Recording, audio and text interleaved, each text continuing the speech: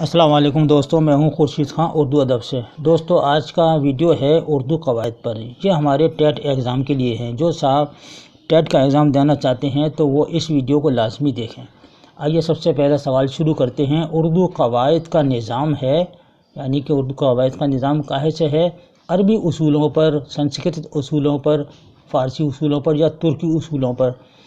تو جواب ہے آپ کا فارسی اصولوں پر ہے اردو قواعد کا نظام۔ دوسرا سوال ہے، اردو قواعد کی پہلی کتاب کون سی ہے؟ قواعد اردو ہے، اردو لسانیات ہے، دریائے لطافت ہے یا اردو املا ہے؟ تو دوستو یہ ہے دریائے لطافت۔ دریائے لطافت اردو قواعد کی پہلی کتاب ہے، اور قواعد اردو جو ہے یہ عبدالحق کی لکھی ہوئی ہے۔ اردو املا رشید حسن کی لکھی ہوئی ہے۔ اردو ایک غیر صرفی اور پنچ میل زبان ہے۔ یہ نظریہ کس کا ہے؟ مسعود حسن خان کا، پنڈت برج موہن کا، نصیر الدین ہاشمی، مولوی عبدالحق کا۔ تو یہ نظریہ ہے بی پنڈت برج موہن کا ہے۔ اردو میں اسما زیادہ تر کس زبان سے داخل ہوئے ہیں؟ تو ڈی والا، عربی اور فارسی، ان دونوں سے۔ پہلا سوال دوستو، ہر پیج پر 4 سوال ہیں، یہ یاد رکھیے گا، ہر پیج پر 4 سوال۔ تو چاروں سوالوں کے جواب ہم آپ کو بتا رہے ہیں جو ہر پیج پر ہیں۔ تو اب یہ دوسرا پیج آ گیا آپ کا، یعنی دوسرا صفحہ آ گیا۔ تو زبان کی بنیاد کس چیز پر ہے؟ تو لفظ پر، اصول پر، املا پر یا آواز پر؟ تو ڈی والا، آواز پر۔ زبان کو کون سی 2 خاص اور اہم صورتیں مانی گئی ہیں؟ قواعد اردو، نحو، تقریری اور تحریری، حرف اور بولی، الفاظ اور معنی۔ بی تقریری اور تحریری۔ جس زبان میں تاریخ، ادب، تہذیب وغیرہ لکھا جاتا ہے اسے کیا کہتے ہیں؟ مادری زبان کہتے ہیں، ادبی زبان، تقریری زبان یا تحریری زبان کہتے ہیں اس کو؟ تو ڈی، اس کو تحریری زبان کہتے ہیں۔ چوتھا سوال ہے، ہندی و سنسکرت زبان کا رسم الخط ہے؟ دیوناگری ہے، فارسی ہے، ترکی ہے یا ہندی ہے؟ تو اے دیوناگری ہے، سنسکرت زبان کا رسم الخط جو ہے۔ دیکھیے تیسرا پیج آ گیا ہے، ماہر زبان نے اردو قواعد کو کتنے حصوں میں تقسیم کیا ہے؟ تو ڈی، 5 حصوں میں تقسیم کیا ہے۔ بناوٹ کے اعتبار سے اردو حرف کی قسمیں ہیں، یعنی کتنی قسمیں ہیں بناوٹ کے اعتبار سے؟ یا سی، مفرد اور مرکب۔ تیسرا سوال ہے، حروف تہجی کی کون سی 2 قسمیں ہیں؟ تو بی، علم نحو اور علم عروض۔ مفرد حروف کی تعداد کتنی ہے؟ تو جواب ہے آپ کا 36 ہیں دوستو مفرد حروف۔ مرکب حروف کی تعداد کتنی ہے؟ 14 ہیں۔ اب دیکھیے یہ بڑا اہم سوال ہے، اس پہ بہت سوالات آتے ہیں۔ بھا، تھا، دھا، کھا، گھا، لا، پھا، نا حروف کو کیا کہا جاتا ہے؟ مرکب حروف کہا جاتا ہے، اس کو مرکب حروف کہا جاتا ہے۔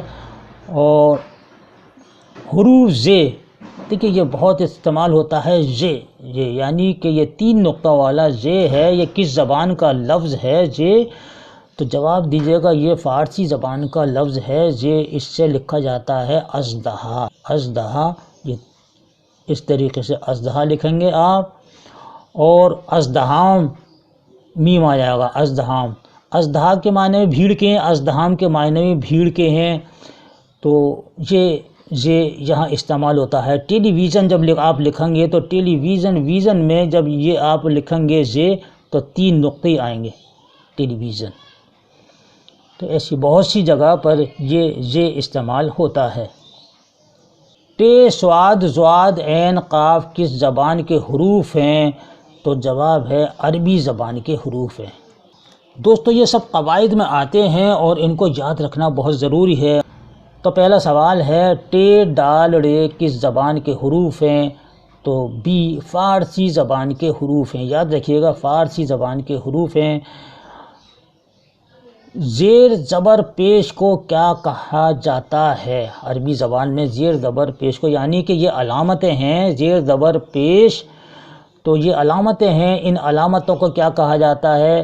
سی حرکت کہتے ہیں، ٹھیک ہے، اس کو حرکت بھی کہیں گے، علامت بھی کہیں گے، علامت بھی عین سے لکھا جائے گا، علامت بھی کہیں گے، ٹھیک ہے، حرکت بھی کہیں گے۔ تنوین بھی علامت ہے۔ تنوین کب لگتا ہے؟ جب کسی جملے پر ہم ان چیزوں کو لگاتے ہیں، دو پیش الٹے دو پیش سیدھے لگا دیے تو یہ تنوین کہلایا جاتا ہے، ٹھیک ہے، یہ تنوین کہلایا جاتا ہے کہ کسی کا قول آ گیا تو قول آپ نے لکھ لیا اور اس کو ہم نے اس کو انورٹڈ کاماز جس کو ہم کہتے ہیں بند کر دیا تو یہ تنوین کہلایا جائے گا۔ جس حرف پر زیر زبر پیش نہ ہو اسے کیا کہتے ہیں؟ جس حرف پر، تو اس کو ہم ساکن کہتے ہیں، ٹھیک ہے، نہیں ساکن کہتے ہیں۔ جیسے کہ آخر میں آتا ہے ساکن، نون غنہ، یہ ساکن، اس کے اوپر کوئی زیر زبر نہیں ہوتا۔ میم آ گیا، میم ساکن، کوئی زیر زبر نہیں ہوگا اس میں۔ نون آ گیا، کچھ بھی وہ نہیں ہوگا۔ رے آ گیا، جو آخر میں آ گیا، ٹھیک ہے۔ جیسے کردار آپ نے لکھ لیے، کردار آخر میں آ گیا، ساکن ہے یہ، ٹھیک ہے، تو اس میں ہماری کوئی علامت نہیں لگے گی۔ مفتوح کس حرف کو کہا جاتا ہے؟ تو جواب ہے بی، جس حرف کے اوپر زبر لگا ہو اس کو مفتوح کہتے ہیں، جس حرف کے اوپر، جیسے کہ الف زبرہ، زبر لگ گیا، ٹھیک ہے نہیں، پر زبر لگا ہو، الف زبرہ، بے زبر با، ٹھیک ہے۔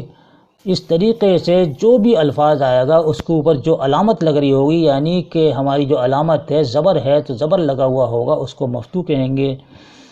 آگے ہے دوستو، یہ آپ کا آخری پیج ہے، مقصورہ کسے کہتے ہیں؟ قواعد پر یہ ویڈیو ہے، قواعد پر آپ کے لیے کلاس ہے۔ مقصورہ لفظ کسے کہتے ہیں؟ جس حرف کے نیچے زیر لگا ہو، جس حرف کے اوپر زبر لگا ہو، جس حرف کے نیچے دو زیر لگے ہوں، یا جس حرف کے نیچے دو زبر لگے ہوں۔ تو جواب ہے آپ کا اے، جس حرف کے نیچے زیر لگا ہو، ٹھیک ہے، جس حرف کے نیچے، کیونکہ الف زبرہ، الف زیرے، الف پیش ہو جب شروع میں پڑھتے ہیں، دیکھیے یہ زیر آ گیا، ٹھیک ہے، اس پہ یہ جس حرف کے نیچے زیر لگا ہو اس کو مقصورہ کہتے ہیں، یہ علامت ہے۔ سکون کس کو کہا جاتا ہے؟ سکون کس کو کہا جاتا ہے؟ تو جزم کو کہا جاتا ہے سکون۔ الف ممدودہ کسے کہتے ہیں؟ الف ممدودہ ساکن لفظ کو کہتے ہیں، اس لفظ کو جس پر مد لگا ہو، اس لفظ کو جس پر کھڑا زبر لگا ہو، وہ لفظ جس پر تشدید لگی ہو، نہیں بی والا، اس لفظ کو جس پر مد لگا ہو، یعنی کہ الف ممدودہ کہتے ہیں جس پر مد لگا ہو، مد والے الف کو الف ممدودہ کہتے ہیں۔ تشدید جس لفظ کو دوبارہ پڑھا جاتا ہے۔ الف مقصورہ کس کو کہا جاتا ہے؟ اس لفظ کو جس پر کھڑا زبر لگا ہو، جس حرف کے اوپر زبر لگا ہو، جس حرف کے نیچے دو زیر لگے ہوں، جس حرف کے نیچے دو زبر لگے ہوں۔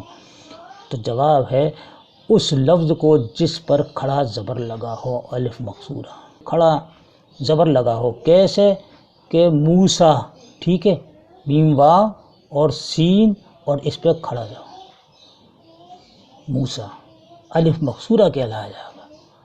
اسی طریقے سے دوستو یاد رکھیے گا، یا لفظ آئے گا تو اس پر بھی لگے گا۔ تو دوستو یہ تھا آج کا ہمارا آپ کے لیے ایک خاص کلاس، خاص ویڈیو اردو قواعد پر۔ یہ ویڈیو آپ کو کیسا لگا، یہ کلاس آپ کو پسند آئی؟ اور اپنی قیمتی رائے کو کمنٹ باکس میں ضرور لکھ کر بھیجیے گا۔ اس کے ساتھ ہی اپنے بھائی کو اگلے ویڈیو تک کے لیے اجازت دیجیے۔ اللہ حافظ۔